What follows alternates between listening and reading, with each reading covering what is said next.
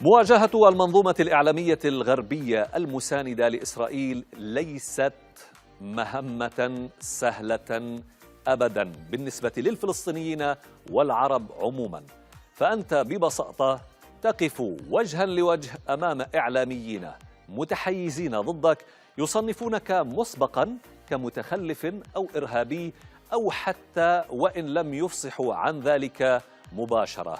فإذا ما أحرجتهم وكشفت انحيازهم جاء رد بعضهم على هذا النحو. I'm talking about what's happening today. No, I know, and this is not history. Can we just you talked about how you don't want Israel. You're saying Israel that October the 7th happened. You're placing that in historical context. I understand that. Please don't say that again. We don't have time for it. You've made that point 5 times already. I don't know what you have time for. Let me explain for the love of God, let me finish a sentence, man.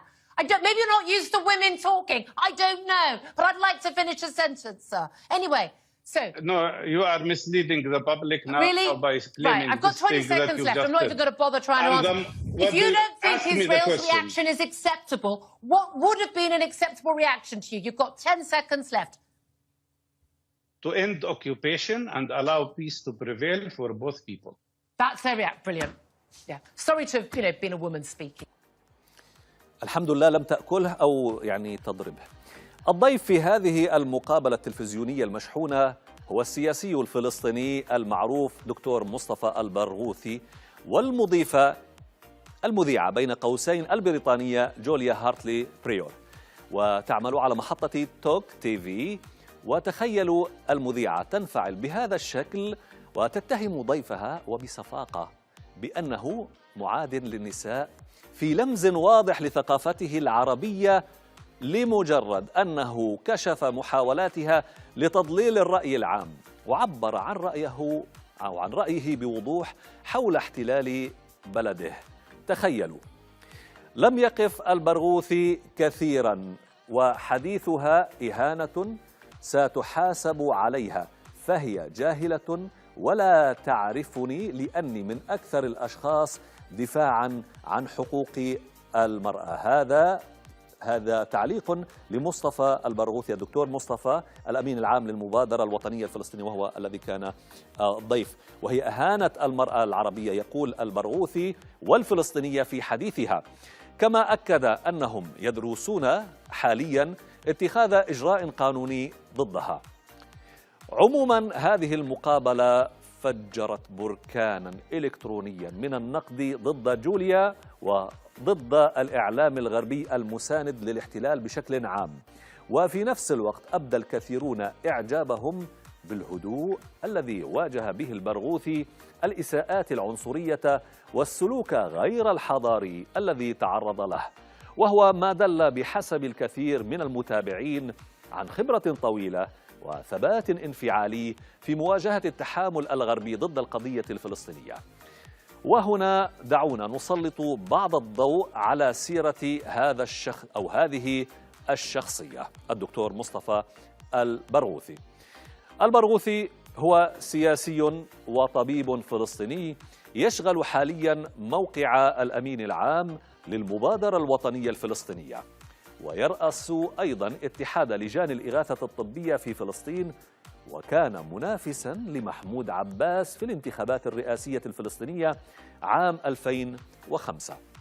خلال العدوان الإسرائيلي الحالي على غزة نشط البرغوثي بشكل خاص في حرب السردية الإسرائيلية، حيث كانت له مداخلات مشهودة كثيرة مع نخبة من أشهر الإعلاميين الغربيين. كيف قيم رواد مواقع التواصل الاجتماعي أداء البرغوثي خلال المقابلة المثيرة للجدل؟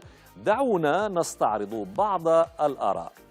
بيير أبي صعب علق على الموضوع على منصة إكس وقال: نموذج ولا أبلغ عن طريقة تعاطي الإعلام الغربي معنا. دكتور مصطفى البرغوثي صاحب قضية ويعرف كيف يدافع عنها ويناقش ويحاجج ويلتف على محاولات القمع والرقابة ومعلم وحريف ورجل سياسي بامتياز. بيتر أوبورن أشاد أيضا بالدكتور مصطفى البرغوثي وقال: مصطفى البرغوثي صوت مميز ورزين للغاية.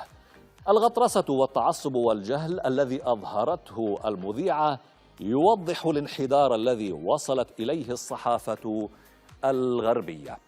أما منصور السباعي فقد رأى على فيسبوك أن البرغوثي لبق ومؤدب لدرجة مبالغ فيها، وكان له أن يزجرها، مصطلح قوي أن يتعامل مع هذه المذيعة.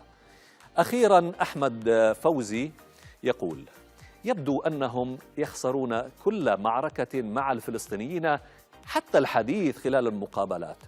أحسنت صنعا دكتور مصطفى البرغوثي. هناك أيضا من وصف موقف البرغوثي بأنه نوع من المقاومة ضد إبادة الحقيقة التي يمارسها الإعلام الغربي المنحاز للاحتلال بالتوازي مع إبادة البشر الحاصلة على الأرض في غزة. أنتم ما رأيكم حول هذا الموضوع؟ ننتظر آراءكم في التعليقات.